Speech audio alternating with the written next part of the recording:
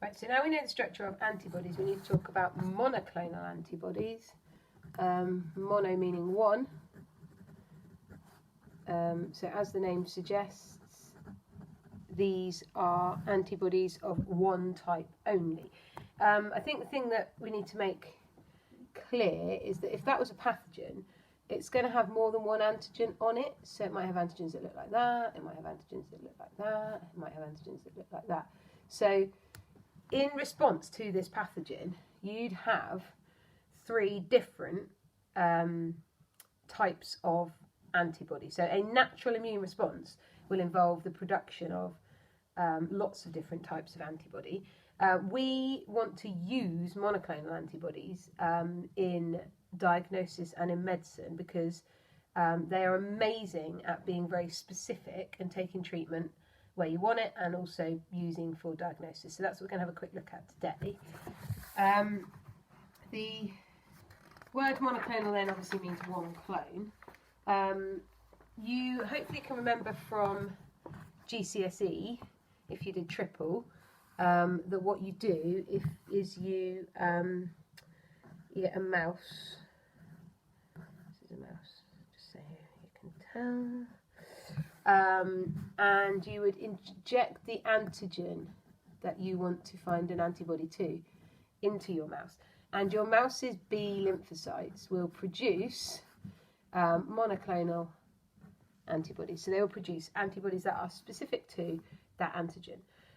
If you isolate that B cell from your mouse and you get a tumour cell, now obviously a tumour cell can divide by mitosis over and over and over really, really quickly. If you take one of those and you fuse it with your B cell, what you end up with, so that's your B, that's your tumour.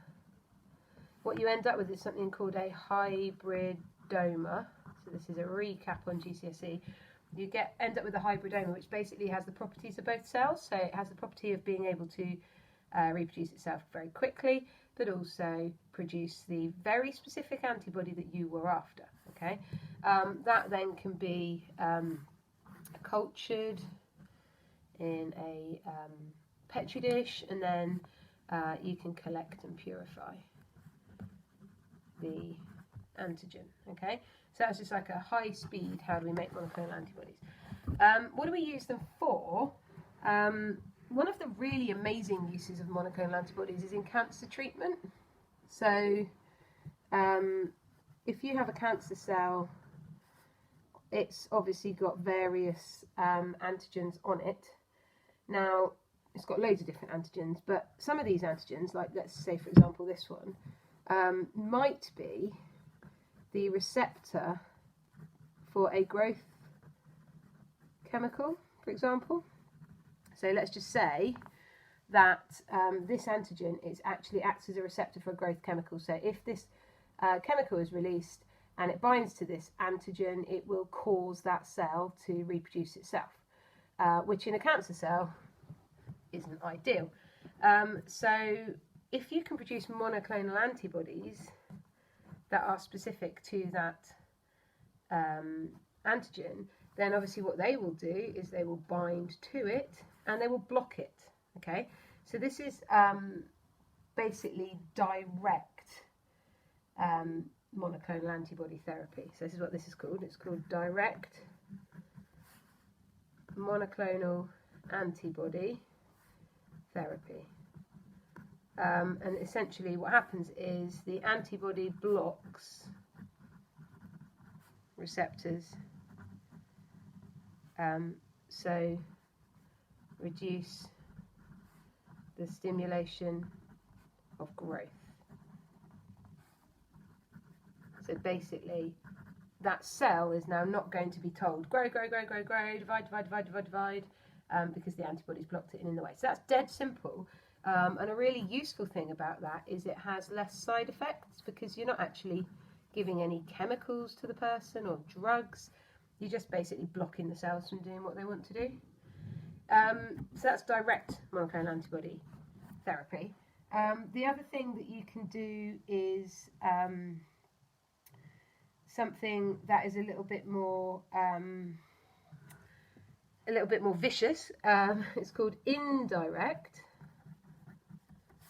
monoclonal antibody therapy, and what that involves, you've still got your same situation here, but this time onto your antibody that is specific, so your monoclonal antibody that's specific to that antigen, you actually put a drug that will destroy that cell.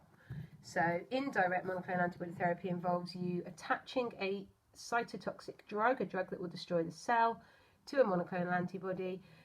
It's often called a magic bullet because it means that you can take the drug directly to the cell that you want to destroy, rather than just letting it loose in the body where it will destroy whatever it wants to.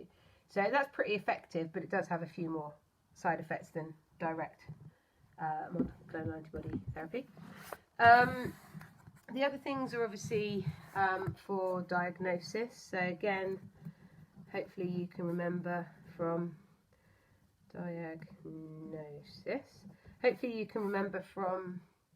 GCSE. An example would be pregnancy test,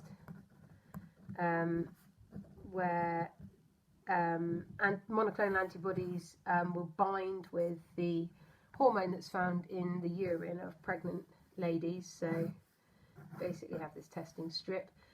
In the urine there's something called HCG, human chorionic gonadotrophin. That's the hormone that's found in the urine of pregnant women. On the strip you have monoclonal antibodies that will bind to the HCG, so if you are pregnant, the HCG will bind and move up the test strip, and then you've basically got an area where you've got some more monoclonal antibodies which will bind to the other side of it. It's quite hard to draw this. So these will move along, and the monoclonal antibodies that you've got, which are bound here, so HCG in the urine of a pregnant person, monoclonal antibody specific to it, binds, moves up, binds to a static one, and these antibodies have got an enzyme on the end, or basically a dye on the end, don't worry about how they work, but they've got a dye on the end, which means that you get your blue line. So if the antibodies bind, you end up with a blue line. They also have a control window, so any unbound antibodies, so ones that do not have, so this one for example, which does not have HCG on it, will bind here. Also has the dye on it because it's the same. I should draw these dyes on here. It's the same, and that's just basically proving the test is working, because these will bind here, causing a line there. If you don't get a line there, but you do get a line here, how do you know it's worked properly? It might just be a fluke. This is kind of proving that actually the whole lot's moved up to there. So that's an example of a pregnancy test. The other thing that they test for is diseases. I mean, topical or what, but COVID-19, the tests for COVID-19 will be antibody tests. And because we are really quite far ahead with this kind of science, that's why they've been so quick in being able to produce tests like that, because you've already got this technology out there, you just have to make it specific. Yeah, that's probably all you need to know on this. Thank you very much.